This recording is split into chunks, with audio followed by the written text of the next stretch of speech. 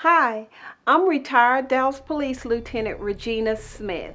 I served the city of Dallas fighting crime on the streets for over 26 years.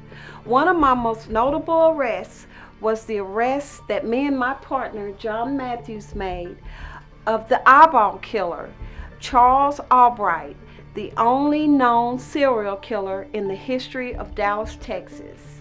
I'm here today to make an announcement that I received official notice from the Texas Department of Criminal Justice that Charles Albright, the eyeball killer, died while in custody under supervision on August 22nd, 2020. I'm here to continue to tell the story, the horrific story of the eyeball killer, Charles Albright. As I tell the story of the eyeball killer, I want to first reach out to the surviving family members of Mary Pratt, Susan Peterson, and Shirley Williams. I sincerely hope that the death of Charles Albright will bring you some form of closure, for I know that when you experience tragic loss as you did in such a horrific manner, that it's very hard for you to move on.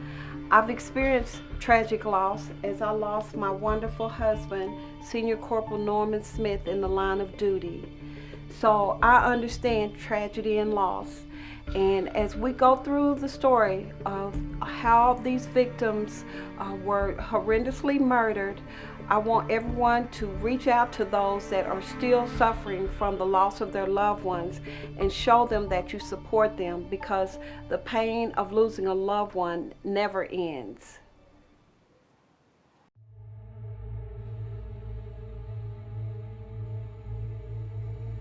Even though I was young, I was feeling like a mother hen to him.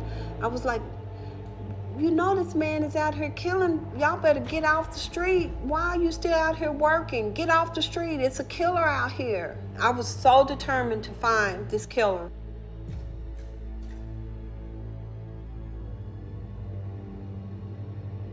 The tactical unit and the homicide division normally don't do this, but because of their gratitude to us, they allowed my partner and I to transport Charles Albright to the homicide division.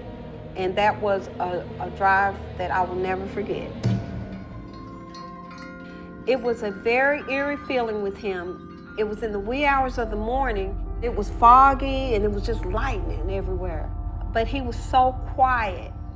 And he had that blank look in his eyes that gave me the chills. Normally, my partner drives and I ride in the back with the prisoner, but I wasn't having it on this day. I told my partner, no, I'm driving, you get back there with him, because I was still unnerved by the whole thing. Once we arrived there, both John and I escorted him into the homicide division. When I got him, I took him by his arm.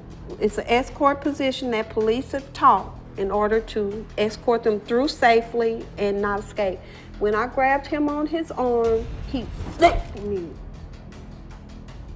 like that. Gave me the meanest look you ever seen in your life. And that's when I knew. I said, oh yeah, that's you. You did that. I saw it right here. It was all in his eyes. He was uncontrolled rage. That look in his eyes, I'm sure, was the last thing that those girls saw, was what I saw.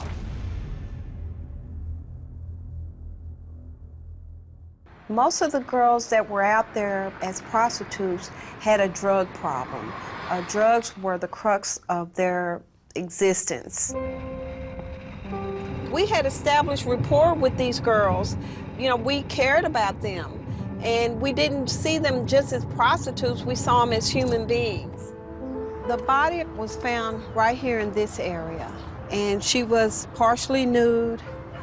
She had been shot, and she laid splayed out with her arms over her head. As you can see, this isn't in a remote area where no one could see it. There's homes all around here, people coming and going all the time. It was put here for someone to discover. What the girls were saying, they would think of their worst customers that had treated them badly, and none of it fit the profile of what we were seeing. You know, some of them were just, you know, totally way off. Although officers Smith and Matthews had little to go on, an encounter with local prostitute Veronica Rodriguez appeared to offer a break. I saw this gash on her throat and a gash on her head, and I said, "What happened to you?" And she said, "You know, I almost got killed. I had to jump in a drain to get away from him." And so we were like, "Really?" Veronica claimed she had been with Mary Pratt on the night of her murder. She said that she and Mary double dated this John, and that he had attacked him, and that she got away, but Mary did not. The distraught prostitute would then describe a terrifying ordeal as she fled the scene. She ran barefoot and partially clothed across an open field, and she was a very small, thin girl, and she fit inside a drainage pipe. And she heard the attacker yelling her name, trying to find her. She found her way to the house of someone she knew, and that person saved her. Everybody was scared. You know, if you say a serial killer that's cutting out prostitutes' eyes is on the loose, it caused a great concern. When the officers arrived, they found her completely nude, and her face was mutilated. Her body was near a school, and she was left where all those children could see her.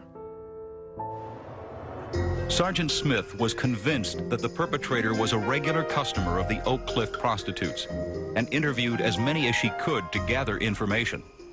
One was Brenda White. At 17 years old, already a veteran prostitute. White said she once had a run-in with a customer who matched the description of the perpetrator. Brenda got into the car with the suspect, and the suspect did not want to do what Brenda normally did on her tricks. How much? 25 straight. Get it.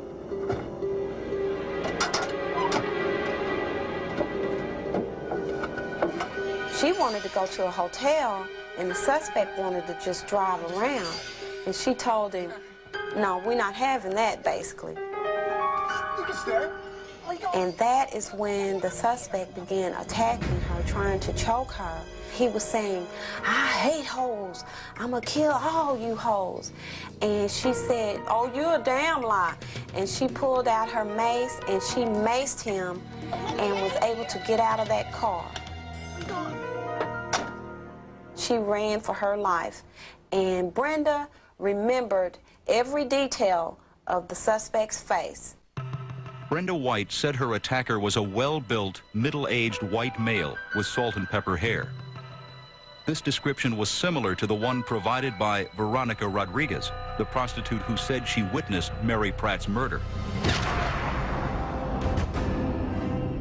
Veronica said after Pratt's murder, she ran to a nearby home for assistance.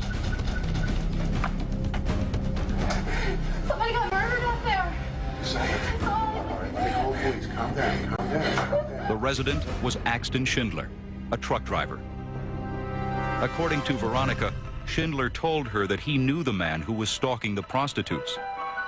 During police questioning, Schindler denied this. On a hunch, Sergeant Smith address where he was living. His driver's license listed his address as 1035 El Dorado Street. I entered the address of 1035 El Dorado in the computer. The owners of the property was a Charles Albright and a Fred Albright.